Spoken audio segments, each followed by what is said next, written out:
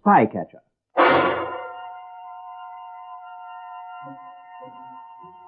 A series of true stories of the unceasing search for enemy spies in wartime, based on the memoirs of Lieutenant-Colonel Oreste Pinto of the Allied Counterintelligence Service. This week's story is entitled The Gentle Gestapo Man. The part of Colonel Pinto is played by Bernard Archer. Throughout the war, batches of refugees and escapers from Europe were arriving at headquarters in London. Most of them were young men anxious to join the Free Armies. Some were resistance men fleeing from the Gestapo, but some were spies. Each interrogation was a challenge. Was he friend or foe? What kind of story had he come here to tell? In one batch, there was a Dutchman, a resistance leader named Ter Hoyt. I sent for him. Will you sit down, please? Thank you, sir. Your name is Ter Hoyt? Yes, sir. You're a Dutch citizen, aged 48, married with 2 children. Yes, sir. And I see from the notes that you were in the resistance movement and operated part of an escape route through France. Yes, sir. In Paris. From Paris to Dijon. Well, as a resistance worker, you'll appreciate why we must make a full examination of your credentials. I do, sir. I made a mistake once. That's why I'm here. I took a man for what he said he was. Yes. That's the story I want to hear. Now, there's no hurry. You can take your time. Cigarette? Oh, thank you, sir. Thank you. Well, sir, I was in Paris before the war. I was secretary to the import agency. When the Germans came, I felt I wanted to do my bit, sir, so I volunteered to help the French resistance. They asked me to help on the escape route, to help the people who were coming from Holland and Belgium and didn't know their way about Paris. I was to operate the part of it between Paris and Dijon. How did it work? Well, sir, when a group arrived in Paris from the north, my contact would phone me at my office and tell me. I would then say which house they would be taken to and when they should be brought to my office. It might be in 2 or 3 days' time because I had then to arrange with my next contact to buy the railway tickets for Dijon and arrange which train they should travel by. There was no use sending them on if Dijon couldn't accept them.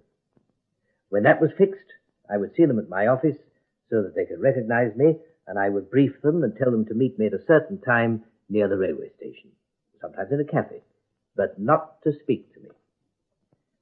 I would then lead them to the station and hand them over to the guide, the passeur, who would take them to Dijon. Next day, I would have another phone call to the office telling me that my packages had arrived safely and had been passed on. Well, that's what I did, that little part. For how long did you do this work? About a year, sir. It went well at first. I passed a group through Paris almost every week. Then someone talked, or maybe they were just careless, but escape routes can't last forever. 2 of my people in Paris were arrested, and then one of the men on the route into Paris was arrested. I felt that my turn was coming. I became very nervous and just hated to get a message. Always I thought it might be the Gestapo. 3 months ago, it was in January, I felt I couldn't carry on. I just couldn't do it anymore. I told the resistance people, and I closed my part of the line. Did they object to this? There was nothing they could do about it, sir. I was much too nervous. I just closed my part of the line. There were other routes, of course. Did you feel better for that? Did you feel that the danger was over? No, sir, not at first. There was always the danger that people I'd passed on would still be caught. They'd come to my office in Paris, and they knew me by sight. That was the dangerous part. To lead them through Paris, they had to know me by sight. It was a terrible risk. And there was my wife and children to think of. If I'd been arrested, what would happen to them? But after a month, and after 2 months, I felt much safer. And then one day, this man, Peters, telephoned me at my office. I remember it well.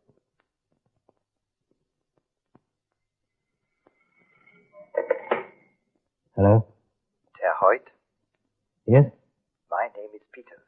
I have to meet you. I have an escape party that must get through. The line is closed.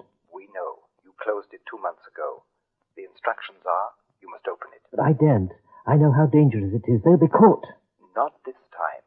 Not this once. Don't you understand? They're important people. We must get them out soon. They'll be caught if they have to stay here in Paris. This is a chance to do something for the war. But if I get them through Paris, they'll be caught at Dijon. They'll be caught as soon as they get there. I know how it is. The line is broken. You don't know. It was broken north of here, but I got them through. I got them through to Paris. Now all we need is your help. Just this once, and we'll never trouble you again. I'll have to get in touch with my friend who takes them by train. And he won't do it. If you tell him it's important, he'll do it. I'll phone you again tonight for your answer. Did you know this man who telephoned you? This man, Peters? No, but he knew about me, and he had the people in Paris waiting. What were you afraid of? Well, they say if you take the pitcher to the well too often, it's certain to be broken. I felt that this was the time. This was the once too often. But my passeur agreed to take them to Dijon, and Dijon agreed to pass them on, so I told Peters to bring them to my office next morning. He brought 16 people. I told him this was dangerous. It was too many. He said it was because the line had been closed for 2 months. I said they couldn't all be important. And he said 3 of them were. Who did he say were important? He pointed them out to me. One was called Vaz Diaz, a resistance leader. Can you describe him? About 30 to 35, tall, slim. And one was called Polden, a middle-aged man, thick-set, who had important information about railways. The other one, who stood by the door, was also tall and aged about 30. His name? He didn't give me a name, and I didn't ask. He seemed to be the most important one, and it's sometimes better not to know names. I told them that they would be leaving by train for Dijon at 11:15. Since there were so many, we'd better meet first at a cafe near the station. Which station? The Gare de Lyon. And the cafe? The Café Suisse. It's a large cafe with many empty tables. What happened? Well, just before 11 o'clock, I went to the cafe, and at 11, the first group began to arrive. They had experience of escape work, and they behaved very well, going to their tables, behaving naturally. Then the others arrived at intervals, doing it very well, and by 11:15 they were all there except one. He was one of the 3 important ones. Polden or Bastia? Neither, sir. The third one, the young one, the tall one who stood at the door. I gave him a few more minutes. Never before had one of the party been late. Were you nervous? Yes, sir. I waited until 11:20, and then it was dangerous. We had to go. I left the cafe and looked for him all the way to the station, but he wasn't there. The passeur was impatient, and I signaled him we were 1 short. I hoped he might arrive at the station. But only 15 arrived, and we hurried them to the train. It was a rush, and I was worried. I waited until the train had gone. I had never taken that risk before. What were your plans for such an emergency? I had no plans. I went home. I stayed away from the office all day. But next morning I went in. There would have been a phone call to tell me the party had arrived at Dijon. I waited all morning. And then the telephone.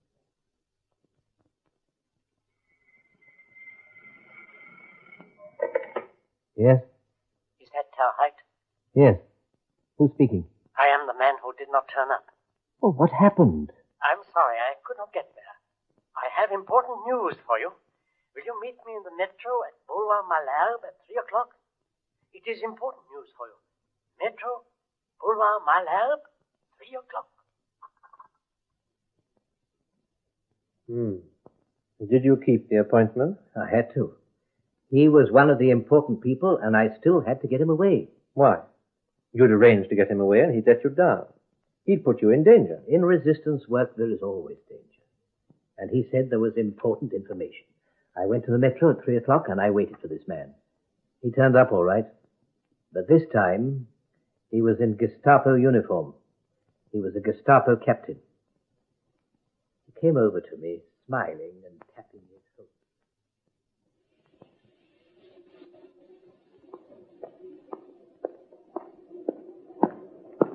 No. Don't make a run for it, Sir Hoyt. It isn't worth it. I have important news for you. Your party of 15 have been arrested at Dijon. We have your passeur and your man at Dijon as well. They're all in prison. I'm arresting you for operating an escape line and assisting the enemies of the protecting power. Have you anything to say? No? Well, we don't want too much fuss. It's a pleasant day. Let's walk to my headquarters. Come on.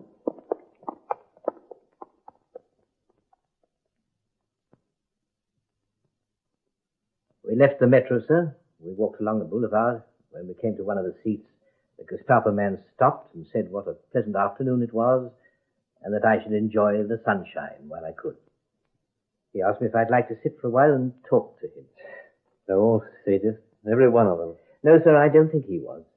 He said he wanted to sit under the trees and just talk to me.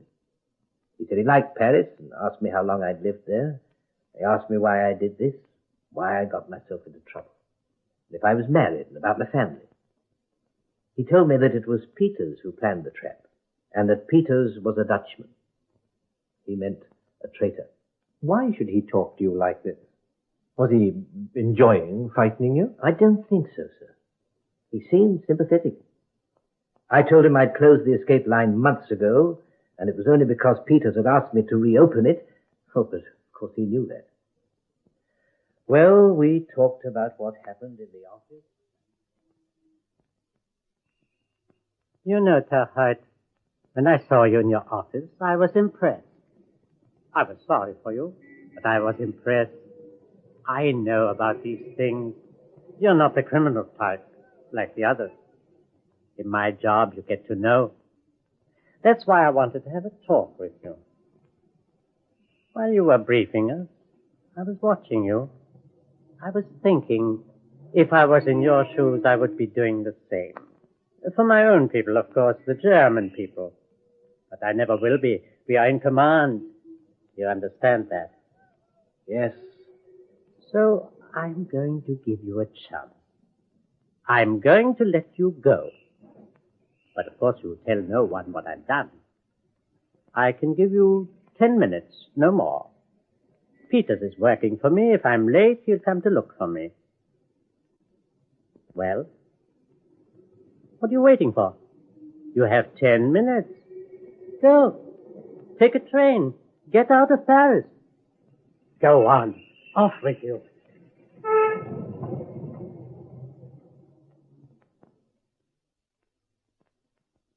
I thought it was a trick. I thought he'd shoot me attempting to escape.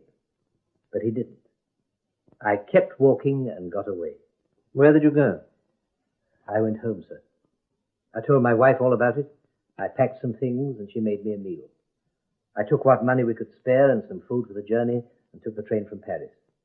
I knew the escape route, sir, and I got into Spain and then to Lisbon. And you were sent here? Yes. Well, we've had news of the arrest of 15 men at Dijon, that of a passeur, and the Dijon resistance man. One of the party was a well-known Dutch journalist and resistance leader, Astias. Another, called Jan Polden, had information that we wanted urgently. So this is how it happened. Yes, sir. I know it sounds improbable. And we live in improbable times, but not quite so improbable as this. Tell Hoyt, I've been interrogating escapers for 3 years, daily for 3 years. We have knowledge and experience of the Gestapo. They're specially selected men, selected because they have certain qualities. They have dirty work to do. And one of the qualities is not a soft heart. There are no gentle Gestapo men. And if there were such an animal, he'd never become a captain. Captain is a high rank in the Gestapo. Only a German could believe that the Gestapo have soft hearts. Who made up this story for you? No one. It's the truth. I thought he was going to shoot me. I don't like the Gestapo, but he let me go. All right, he's kind to you and he lets you go. And you go straight home. You discuss it with your wife. You stay while she cooks you a meal. Tell Hoyt you told him where you lived, or so you say. He was sent to arrest you. He reports that you didn't turn up. Well, what must they do next? Raid your home. I didn't think of that. There are a lot of things you hadn't thought of. Let's take another look at your story. He can't say you didn't turn up because you sat with him for half an hour on a bench in the Boulevard Malherbe. It's early afternoon. People are passing. People are passing. Yes, sir. And even in Paris, a Gestapo uniform attracts attention. There's a Gestapo man. Be careful. There's a Gestapo man talking to an informer. And there are cars passing. Heaven knows how many people saw you sitting there. And there on the boulevard, he lets you go. What does he say when he gets back to headquarters? I have told you what happened. And I don't believe you. You ran an escape route in Paris. You're a courageous man and a resourceful man. But to me, you are a dangerous man. You don't think I'd make that up? I'm going to find out. And I'm going to find out what conditions were imposed on your freedom. You can have some lunch and a rest now, and you can consider your story. There's one thing I want to make clear, though. Although you're here in England, you won't be allowed to land, that is to go free, until I say so. I was always suspicious of men who had been taken by the Gestapo. The weaker ones were often offered their freedom in return for services to the Germans and sent out as spies. And the Germans provided the cover stories. And who but a German could imagine a gentle Gestapo man? I interrogated Terhoyt several times. I pointed out time and again every unlikely incident of his arrest. But unbelievable or not, he stuck to the story and wouldn't alter a word. I began to wonder whether he stuck to it in desperation or because it was true. Come in. Terhoyt, sir. Oh, come in. Sit down, please. Did you sleep well? Yes. Now, what's your story now? It'll be easier for both of us if you tell me the truth. What happened after you were arrested? I have told you what happened. Very well. Let's see just how true it can be. You ran an escape route in Paris. That is true, we know. You ran it for a year and passed many escape routes through successfully. That is true. In this room, I've met and questioned many of the people you helped in Paris. I've heard many stories. I know you're a brave man. And believe me, many of our countrymen are grateful for what you've done. Now, you say that some of your helpers were arrested in December. That is true. In January, your section of the line was closed. That is true. And I accept your story of why it was closed. We also know of a group of 15 escapers who were arrested in Dijon last month. And we also know that some of them have been executed, including Polden, Basdias, and your pasteur. I knew it wasn't safe. I told them they couldn't get through. But you didn't know it was a trap, and I accept your story up to this point, and all of it's to your credit, greatly to your credit. But then you're arrested. Now tell me what really happened. What bargain did they make for your life? What have they asked you to do? If you tell me now, perhaps... He asked nothing. He gave me 10 minutes, that was all. 10 minutes to get away. But why? I don't know. All right, tell your story again. Let's see just what kind of nonsense it makes. He approaches you in the metro and arrests you. What then? He said that I shouldn't make a fuss, that I should walk with him to his headquarters. One of the seats on the boulevard, he stopped. He said the sun was warm. He said, would I like to enjoy it for a while? Oh, I couldn't feel the sun. I was cold. He said he wanted to sit in the sun and talk. He asked me how long I'd been in Paris and if I was married. He asked me to tell him about my children, what ages they were, what I called them. He asked me why I did this work, why I took this risk if I had a nice family. He asked me if my wife knew what I was doing. He talked about coming to my office. He said he was impressed by me, that he was sorry for me because he knew it was a trap. He said he knew I didn't want to do it. Go on. He said he liked me, that he knew I wasn't the criminal type. He said that if he was in my position, he would be proud to do the same. He meant for the German people. But he didn't have to because they'd won. He told me about himself. He even told me his name. His name? Yes, sir. That was before he said he would give me a chance. What was his name? I promised I wouldn't tell anyone. What was his name? I promised I wouldn't tell. To get him into trouble. if what you say is true, he's in trouble. Lots of it.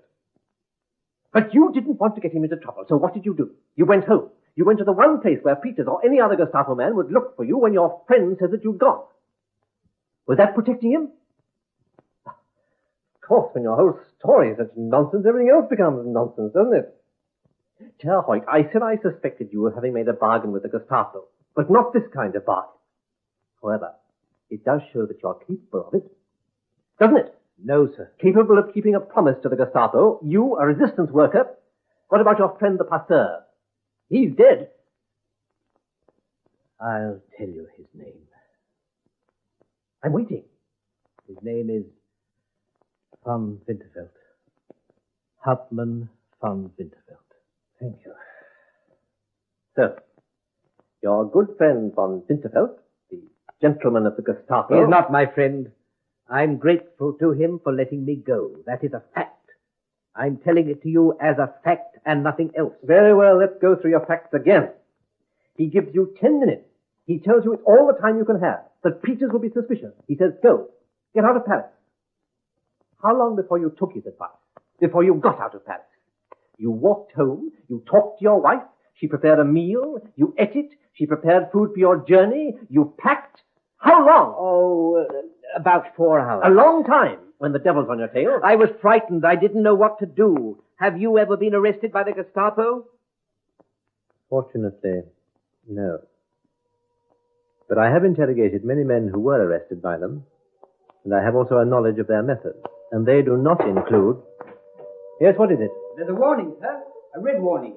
Oh, all right. We'll have to break off now. A red warning means that they may be coming overhead, so you must go to an air raid shelter. The guard will take you there. Yes, sir. This way.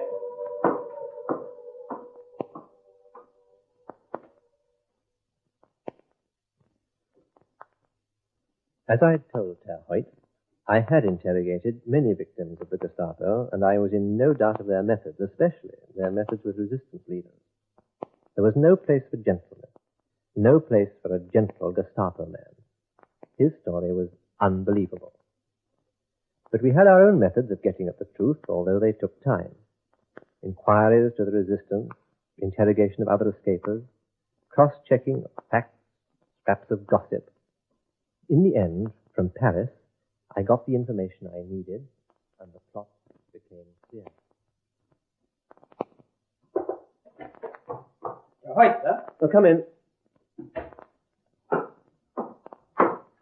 Sit down, Dean. Last time we met, I told you that we had our own ways and means of getting at the truth. Yes, sir. I have it now, and the news is not entirely good. What is it, sir? We've had news from Paris. You said you gave this Gestapo man your address. Yes, sir. A week ago, a Gestapo officer called at your home. He told your wife that he'd called for the money that you had promised him. But I didn't. I didn't bargain with him. 40,000 francs. But I never had so much money. No, your wife explained that. He said you kept it hidden. It seems he was quite friendly, but he insisted on searching the house. He found nothing and went away. Was it von Winterfeld? He even gave his name to your wife. He said you might have mentioned it to her. But I didn't. And I didn't offer him money. No, I don't believe you did. Then why did he go to my house? Blackmail? Or just an opportunist, perhaps. We shall never know. Your wife told the resistance about it. They checked it. They've also identified Peters.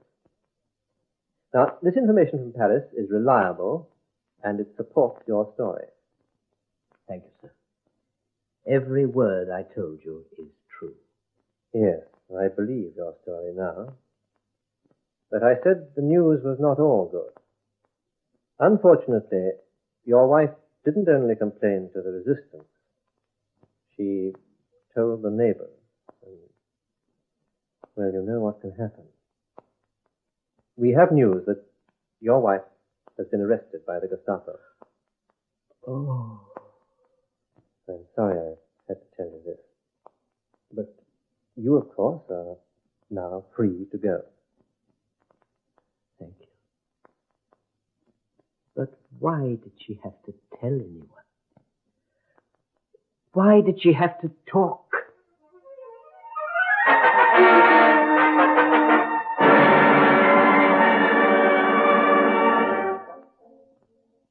Friend or foe? That was our challenge. Herr Hoyt was a friend. He was given a responsible job in England and served us well. I never learned what happened to his wife or to the gentle Gestapo man.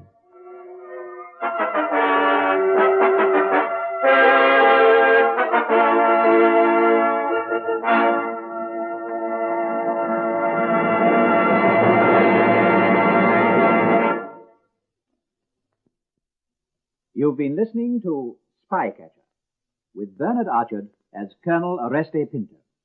The script was written by Robert Barr, and the program produced for the BBC by Charles Maxwell.